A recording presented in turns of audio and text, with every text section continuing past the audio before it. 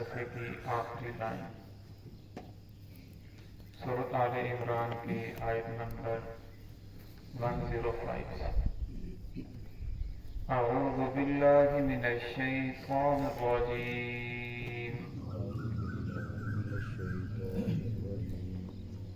बिस्मिल्लाहिर रहमानिर रहीम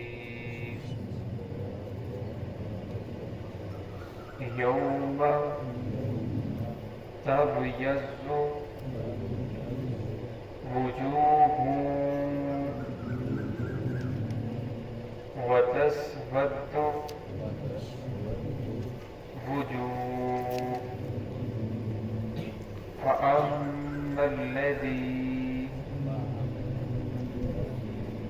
अस्वद्दत वुजूहुहुम अकफ़रतुम बअद ईमानिकुम फ़ज़ूक़ुल अज़ाब बिमा कुन्तुम तकफ़ुरून वअम्मा الذين ابيضت وجوههم ففي رحمة الله هم فيها خالدون تلك آيات الله نتلوها عليك بالحق وما الله يريد ظلما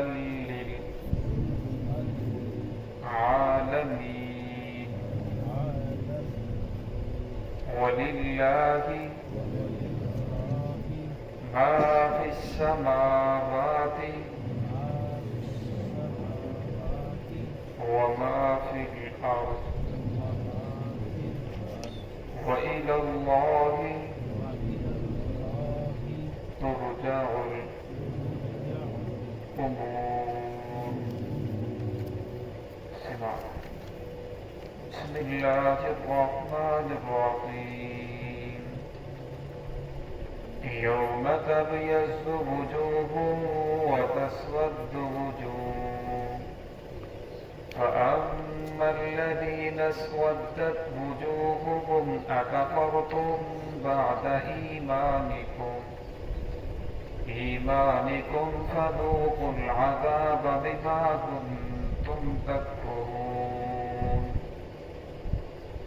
وأما الذين ابيضت وجوههم ففي رحمة الله وهم فيها خالدون تلك آيات الله نتلوها عليك بالحق وما الله يريد ظلما للعالمين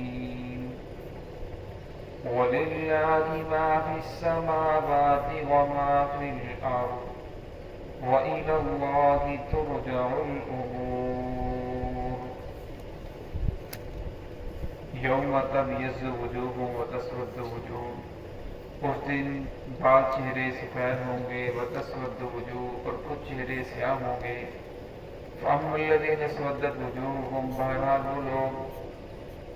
जिनके चेहरे स्याह होंगे अकफ़रतुम बअद ईमानिकुम काफ़िरीन उनसे कहा जाएगा कि तुमने कुफ़र किया था ईमान लाने के बाद फ़ज़ूक़ुल अज़ाब बस चखो तुम आज़ाब को बिमा कुन्तुम तकफुरून बसबब उसके जो तुम काफिरों वाले काम करते रहे वअम्मल्लज़ीना अबयज़्ज़त वजूहुहुम फ़फ़ी रहमतिल्लाह बहरहाल वो लोग जिनके चेहरे सफ़ेद होंगे फ़फ़ी रहमतिल्लाह وہ اللہ رب العزت کی رحمت میں ہوں گے، اللہ رب العزت کی رحمت کے نگلے گھیرا ہوا ہوگا، ہم فیہا خالدون، اور وہ ہمیشہ ہمیشہ اس میں رہیں گے۔ دل کا آیات اللہ، یہ اللہ رب العزت کی آیات ہیں، نتلوہا، ہم اس کو تلاوت کرتے ہیں، علیکا، آپ پر،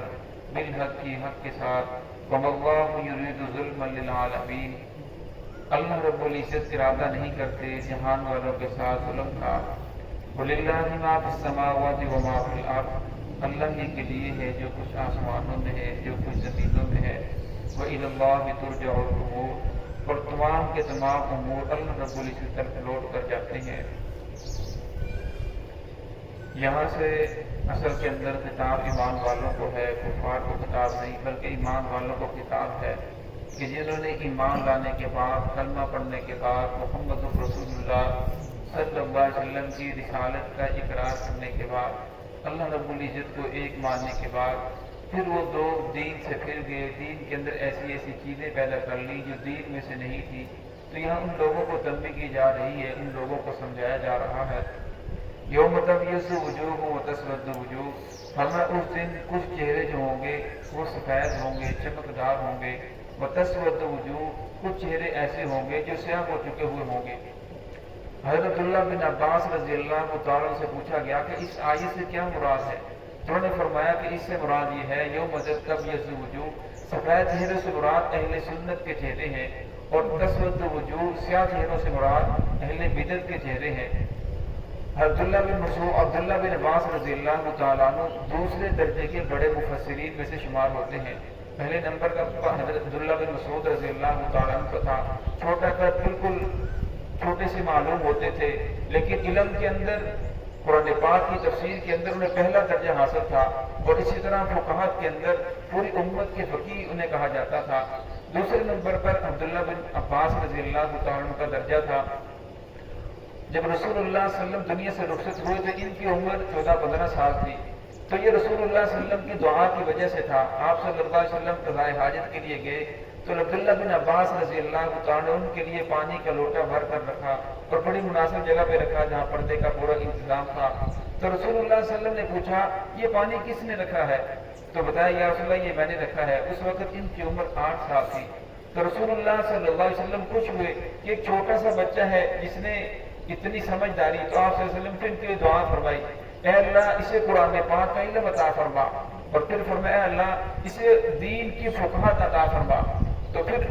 اللہ رب العزت نے دین کی اتنی سمجھ عطا فرمائی کہ عمر رضی اللہ تعالیٰ عنہ جو مجلس شورا تھی ان کے اندر انہیں بٹھاتے تھے، تو باقی صحابہ کرام نے اعتراض کیا یہ بچے ہیں، مجلس کے اندر بہت ساری ایسے باتیں بھی ہوتی ہیں جو وہاں کے اندر فی الفور انہیں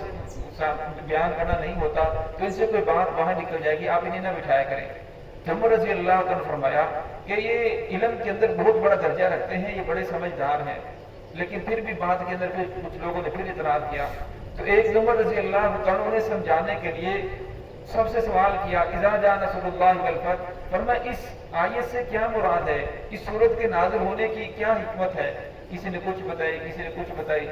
عبداللہ بن مسعود رضی اللہ، عبداللہ بن عباس رضی اللہ عنہ نے پوچھا کہ آپ کی رائے بھی یہی ہے؟ تو کہنے لگے نہیں میری رائے تو یہ نہیں ہے۔ فرمایا آپ کی رائے کیا ہے؟ فرمایا میری رائے یہ ہے اس قرآن پاک کی اس صورت کے اندر آپ صلی اللہ علیہ وسلم کی وفات کا اشارہ کیا جا رہا ہے کہ آپ صلی اللہ علیہ وسلم اب دنیا سے جانے والے ہیں، جس کام کے لیے تشریف لائے تھے وہ کام پورا ہو چکا ہے۔ عمر رضی اللہ تعالیٰ فرمایا کہ میری بھی اس کے اندر یہی رائے ہے۔ تو پھر صحابہ کرام سمجھ گئے کہ اللہ رب العزت نے انہیں قرآن پاک کی تفسیر کے اندر بڑی مہارت عطا فرمائی ہے۔ تو وہ فرماتے ہیں کہ اس سے مراد ہے جو تبیض وجوہ، جن کے چہرے سفید ہوں گے، اس سے مراد اہل سنت ہے، اور جن کے چہرے سیاہ ہوں گے ان سے مراد اہل بدعت ہیں۔ فرمایا رسول اللہ صلی اللہ علیہ وسلم قیامت کا دن ہوگا، حوض کوثر کے اوپر تشریف فرما ہوں گے، اور پیاس کی شدت کی وجہ سے لوگ حوض کوثر کے پاس جائیں گے، اور جس آدمی نے حوض کوثر کا پانی پی لیا پھر جنت میں داخل ہونے تک اسے پیاس نہیں لگے گی۔ تو کچھ لوگ ایسے ہوں گے جنہیں فرشتے دھکیل رہے ہوں گے، دور دھکیل رہے ہوں گے، اور وہ بار بار پھر آ رہے ہوں گے، تو ایک طرف شور سا ہوگا، رسول اللہ صلی اللہ علیہ وسلم فوراً اس طرف متوجہ ہوں گے اور کہیں گے کہ انہیں کیوں دھکیل رہے ہو، یہ تو میرے امتی معلوم ہوتے ہیں۔ تو آپ صلی اللہ علیہ وسلم سے کہا جائے گا کہ یہ وہ لوگ ہیں جنہوں نے آپ کے جانے کے بعد دین کے اندر ایسی ایسی خرافات پیدا کر لی تھی جو دین میں سے نہیں تھی۔ تو رسول اللہ صلی اللہ علیہ وسلم نے فرمایا پھر میں بھی یہی کہوں گا کہ ان کو میری آنکھوں سے دور کر دو، ان کو میری آنکھوں سے دور کر دو، پھر ان لوگوں کو آپ صلی اللہ علیہ وسلم کی آنکھوں سے دور کر دیا جائے گا۔ تو یہاں فرمایا جا رہا فَأَمَّا الَّذِينَ اسْوَدَّتْ وُجُوهُهُمْ، بہرحال وہ لوگ جن کے چہرے سفید ہوں گے، جن کے چہرے سیاہ ہوں گے، ان سے کہا جائے گا اَكَفَرْتُمْ، کہ تم نے کفر کیا تھا، پہلے تو ایمان لائے، کلمہ پڑھا، مسلمان ہو گئے، لیکن پھر اس کے بعد کافروں والے کام کرنا شروع کر دیے، دین کے اندر ایسی ایسی چیزیں پیدا کر لی جو دین کے اندر نہیں تھی، اور دین کو آپ نے اپنی رائے کے مطابق، اپنی خواہشات کے مطابق استعمال کرنا شروع کر دیا۔ جو رسول اللہ صلی اللہ علیہ وسلم لے کر دین آئے تھے اس کے مطابق آپ نے چھوڑ دیا۔ سارے کی ساری چیزوں کی بنیاد ایک ہے کہ وہ ہمیں رسول اللہ صلی اللہ علیہ وسلم کی بات کے اوپر یقین آ جائے، ایمان کا، آخرت کا، قرآن پاک کا۔ اب میں دعویٰ کرتا ہوں کہ میں رسول اللہ صلی اللہ علیہ وسلم کی رسالت کا اقرار کرتا ہوں، رسول اللہ صلی اللہ علیہ وسلم اللہ کے آخری نبی ہیں، اب میں دعویٰ زبان سے تو کر رہا ہوں، اگر میرا عمل اسے ثابت کر رہا ہے تو میں اپنے دعوے کے اندر سچا ہوں، اگر میرا عمل رسول اللہ صلی اللہ علیہ وسلم کے خلاف ہے، اللہ کے دین کے خلاف ہے، تو پھر میں اپنے دعوے کے اندر سچا نہیں ہوں کہ میں نے مرنا ہے، مرنے کے بعد اٹھنا ہے۔ اپنے دعوے کے اندر سچا اسی وقت ہوں گا جب میرا کردار اس بات کی گواہی دے کہ میں رسول اللہ صلی اللہ علیہ وسلم کے طریقے کے اوپر چلنے والا ہوں۔ اکفرتم بعد ایمانکم فذوقوا العذاب، تو اللہ رب فرمائیں گے کہ تم نے کفر کیا، ایمان لانے کے بعد کافروں والے کام کرتے رہے، فذوقوا العذاب، چکھو عذاب کو، بما کنتم تکفرون، بسبب اس کے کہ جو تم نے کفر کیا تھا، کافروں والے کام کیے تھے۔ وَأَمَّا الَّذِينَ ابْيَضَّتْ وُجُوهُهُمْ، بہرحال وہ لوگ جن کے چہرے سفید ہوں گے، ففی رحمت اللہ، وہ اللہ رب العزت کی رحمت کے اندر ہوں گے، ہم فیہا خالدون، اور اس میں ہمیشہ ہمیشہ رہیں گے۔ حدیث پاک کے اندر آتا ہے، آپ صلی اللہ علیہ وسلم نے فرمایا کہ میری امت کے جو لوگ ہوں گے ان کے وضو والے اعضاء چمکیں گے، چہرہ چمکے گا، پیشانی چمکے گی، ہاتھ پاؤں چمکیں گے، اور کچھ لوگوں کی سفیدی بہت زیادہ ہوگی، چمک بہت زیادہ ہوگی، اور کچھ لوگوں کی چمک تو ہوگی لیکن چمک کم ہوگی۔ فرمایا جن لوگوں نے برائی کے اندر بھی مبتلا رہے اور ساتھ ساتھ نیکی بھی کرتے رہے، فرمایا ان کے چہرے کے اوپر بھی چمک ہوگی، اعضاء چمکیں گے لیکن ان کی چمک کم ہوگی۔ تلک آیات اللہ، فرمایا یہ اللہ رب العزت کی آیات ہیں، نتلوہا، ہم اس کو تلاوت کرتے ہیں علیک آپ پر، بالحق کی حق کے ساتھ، وما اللہ یرید ظلم للعالمین، اللہ رب العزت جہان والوں پر ظلم نہیں کرتے۔ اب ہم جو بھی کام کرتے ہیں اگر ان کاموں کو رسول اللہ صلی اللہ علیہ وسلم کے طریقے کے مطابق کیا جائے تو وہی دین بن جائے گا۔ اب رات کو سونا تو ہر شخص نے ہے، اگر یہ دیکھے کہ رسول اللہ صلی اللہ علیہ وسلم کا طریقہ کیا ہے اس طریقے کے مطابق سو جائے تو نیند بھی پوری ہو جائے گی، ساری رات سونا عبادت کے اندر ہو جائے گا۔ صبح کو ہم نے کاروبار تو کرنا ہے، تو اگر کاروبار رسول اللہ صلی اللہ علیہ وسلم کے طریقے کے مطابق کیا جائے تو وہ سارا کا سارا دین بن جائے گا۔ آپ صلی اللہ علیہ وسلم نے فرمایا حلال کمانا عبادت ہے، اپنے بیوی بچوں کے اوپر جو انسان خرچ کرتا ہے اسے صدقے کا اجر ملتا ہے۔ صحابہ نے فرمایا یا اللہ جس کے اوپر صدقے کا اجر، یہ تو واجب ہے، تو فرمایا واجب کے اوپر تو اجر مل رہا ہے، یہ آدمی واجب کو ادا کر رہا ہے، جتنا بھی اپنی بیوی بچوں کے اوپر خرچ کرے گا اس نیت سے خرچ کرے گا کہ اللہ رب العزت نے میرا یہ ان کا میرے اوپر حق رکھا ہے تو میں ان کے اوپر خرچ کرنے کا بھی انسان کو صدقے کا اجر ملے گا۔ جو بھی کام کرتا ہے بس تھوڑا سا رخ چینج کرنے کی ضرورت ہے، انسان دیکھ لے کہ یہاں رسول اللہ صلی اللہ علیہ وسلم کا طریقہ کیا ہے، اگر اس کے مطابق کرے گا تھوڑا سارا کا سارا دین بن جائے گا۔ اللہ رب العزت ظلم للعالمین، جہان والوں پر ظلم نہیں کرنا چاہتے۔ وَلِلَّهِ مَا فِي السَّمَاوَاتِ وَمَا فِي الْأَرْضِ، فرمایا اللہ رب العزت کے لیے ہے جو کچھ آسمانوں میں ہے، جو کچھ زمینوں کے اندر ہے۔ وَإِلَى اللَّهِ تُرْجَعُ الْأُمُورُ، اور تمام کے تمام امور نے اللہ رب العزت کی طرف لوٹ کر جانا ہے۔ فرمایا زمین کے چلے جاؤ، آسمان میں چلے جاؤ، صحابی حد دیکھو گے حکومت اللہ رب العزت کی طرف اللہ رب العزت کی ہے۔ انسان دنیا کے اندر آئے آ کر اللہ رب العزت کی ذات کو بھول جائے، فرمایا آخر کب تک، ایک وقت آئے گا پھر آخر لوٹ کر میری طرف آنا ہے۔ فرمایا دنیا کے اندر ظلم کرنے والے ہیں انہوں نے میری طرف آنا ہے، دنیا کے اندر نیکی کرنے والے ہیں انہوں نے میری طرف آنا ہے۔ ایسا نہیں ہو سکتا ایک آدمی ساری رات اللہ کی عبادت کرے دوسرا آدمی سویا رہے، ایک آدمی فجر کے بعد اٹھے فجر کی نماز پڑھے اور قرآن پاک پڑھے دین کے اندر مشغول ہے، دوسرا آدمی سویا پڑا ہے۔ فرمایا دن اور رات برابر نہیں ہو سکتے، دیکھنے والا اور اندھا برابر نہیں ہو سکتے، سننے والا اور بہرا برابر نہیں ہو سکتے۔ فرمایا اسی طرح دین پر عمل کرنے والا اور دین پر عمل نہ کرنے والا دونوں برابر نہیں ہو سکتے۔ دعا ہے کہ اللہ رب العزت ہمیں رسول اللہ صلی اللہ علیہ وسلم سے اچھی محبت نصیب فرمائے اور آپ کے طریقوں کے مطابق زندگی گزارنے کی توفیق عطا فرمائے۔ بسم اللہ